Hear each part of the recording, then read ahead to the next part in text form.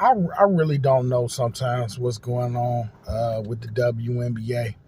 This is RC talks all basketball. I really don't know what's going on with the WNBA sometimes. Like these rookies, these a lot of these rookies just don't get a fair shake.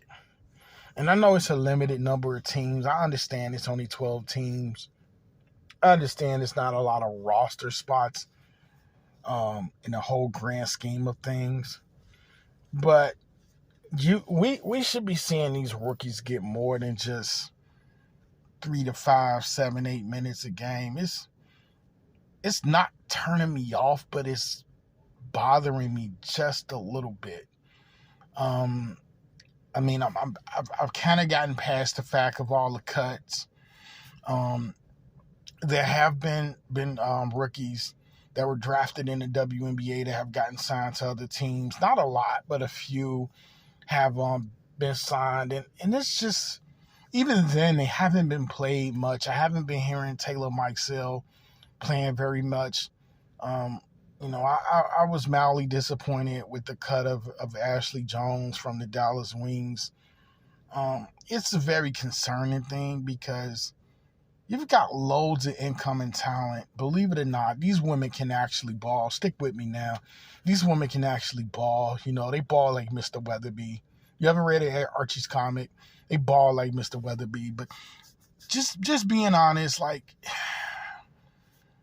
it's mildly depressing in a way, but I understand it because, the WNBA, the NBA, it's a business at the end of the day. And if you don't perform, it's just like if you don't perform in your job. And in reality, you're probably going to get cut. But here's the thing. Some of these young girls, young ladies, we can call them ladies, young ladies, they need to be given time. It's NBA players, and you can't compare the leagues in this regard. But in the NBA, because it's more teams, but you don't see teams cutting players like, oh, you know what? Max Christie isn't there in his first 40, 50 games, so let's cut him. You just don't see that, And the NBA treats their rookies, much better. Like the WNBA,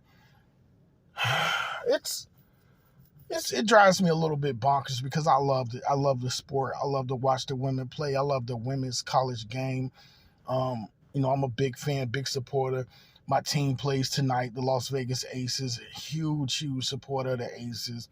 Love the Fever and Aaliyah Boston. Big fan of Maddie Segrist. Maybe more so than the Wings at this juncture. Connecticut Sun get nothing but respect. They lose some key cogs of their system and keep the ball rolling. I've become a really big fan of Sabrina Ionescu. She's really been impressing me, and I've, ingratiated myself with really, truly liking her game. And the list goes on. Same with the LA Sparks. Just glad to see De'Erica Hamby back and playing well. But I just don't like, the rookies being, cut is one thing, but they're not even getting a chance to shine. They're not even getting an opportunity. It's a very limited opportunity. And, shout out to this one YouTuber I watch constantly. He shall remain nameless, but he knows who he is. He made a great point. He said that these women in practice, they need to go for the starters and the vets that have been playing longer than them. They need to go hard, go for their throats, go for the jugular. In basketball terms, people, just go for it. Get out there on that court and just go for the jugular. Because these ladies that start, these vets, they're not trying to let go. They don't want to let go. They just don't. They want to play. They feel like they're entitled to be in this league. They've been in this league so long. I'm not going to put out any names, but the veteran players, they just don't want to hang it up. And it's not enough teams for everybody to survive. It's not enough roster spots for everybody to eat. So these rookies, if they truly possess the talent and skill set, and many of them, I feel like they do, They just need to turn up and go so incredibly hard in practice. And then when they do get on the floor in the game, they need to go for theirs. Because I'm going to just be honest. I love this sport. I love, women's NCAA and the WNBA. But I feel like this. If Caitlin Clark, Kiki Rice, Cameron Brink, JC Selden, Haley Van Lith, these are some of my favorite college players, point blank period. Especially CC, aka Caitlin Clark and Kiki Rice from my UCLA Bruins. Of course, Caitlin's from my Iowa Hawkeyes. But if these players get to the league and they don't get the chance and they're working hard, like Ashley Jones was working incredibly hard.